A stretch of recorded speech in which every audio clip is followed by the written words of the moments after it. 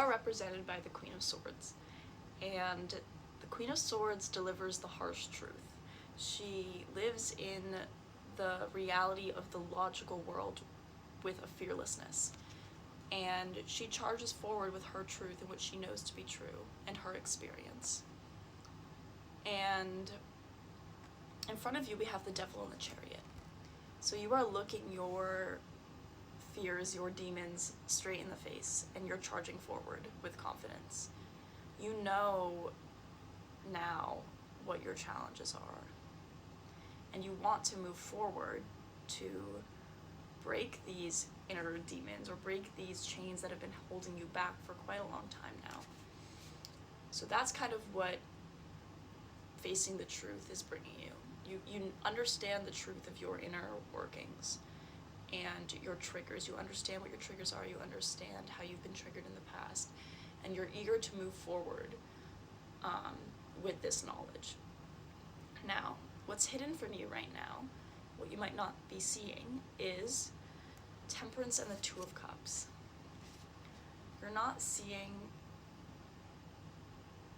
balance in your relationships or within a specific relationship. You're not looking for it, you just can't see the harmony happening here within a certain connection of yours. This could be a friendship, a relationship, a familial relationship, platonic relationship, a pet, whatever it may be. Or a business relationship. You're not seeing how to balance out this situation. You're not seeing the harmony here. It's like that is what's being hidden from you at this time for a reason. Because your higher self is telling you with the King of Swords and the Nine of Swords to look at the logic of a situation, to not become anxious over things that have not happened yet or things that you cannot see, which is really difficult to do. It's easier said than done, but it's like your higher self is telling you right now that just because you can't see something in front of you does not mean that it's not real or that it's not there or that it won't show up for you eventually. Basically, there's no need to cry over spilled milk until the milk spills, or there's no need to become anxious about conflict or about harsh people or hurtful people when they're not in front of you right now.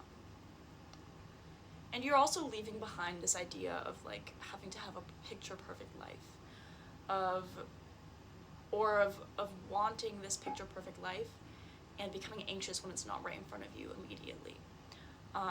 Communicating impulsively about really idealistic things like goals. Like maybe you want this perfect happily ever after, but it's like you're communicating about it too quickly. You're like you're speaking before you've actually gotten somewhere. Let me pull an advice spread.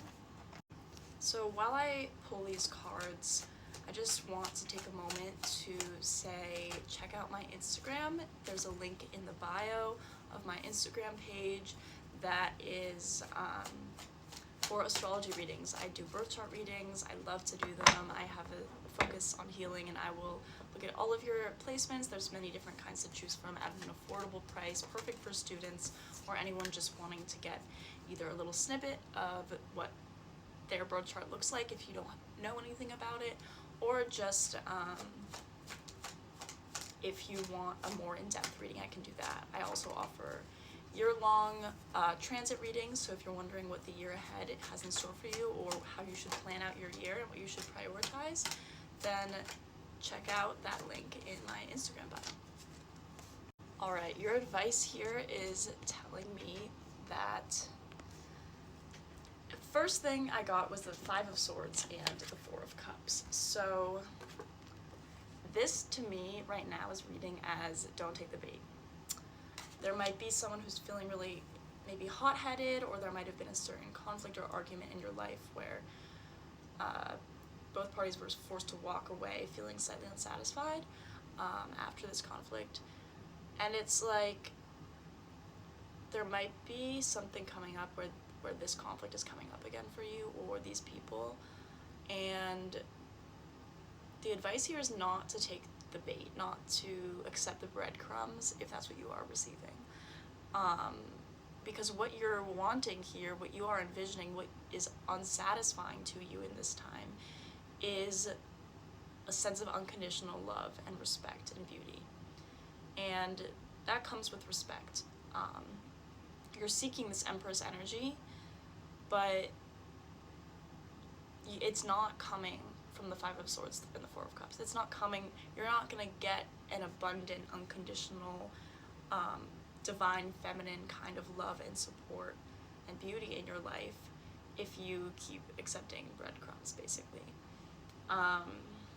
It does seem like there is someone who's going to be communicating with you, someone who is a King of Cups, who is in control of their emotions and has matured emotionally quite a bit. And it does seem like that is something that is probably going to be coming your way or initiating communication with you at some point.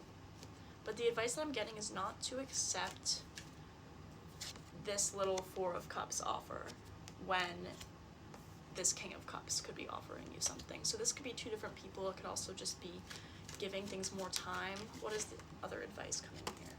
Right. So you're really being encouraged right now to sail into smoother waters, to keep going on your journey and to keep going with what you've learned and stay on your own path, and to protect what you know is yours and to protect your growth and to stay strong in who you are and what you're passionate about. It's almost encouraging you to have a bit of an ego here. Queen of Cups on the bottom of the deck is really telling me Knight of Wands, the Star, Five of Pentacles. Okay. All right. So this could be a really amazing connection. That is either there are being opportunities presented to heal or reconnect in some sort of way, but it's not yet, and it's not going to come if you don't own your power and if you don't know your own self-worth. You've learned a lot about your self-worth recently, but it's like you don't want one little breadcrumb from somebody else to derail that.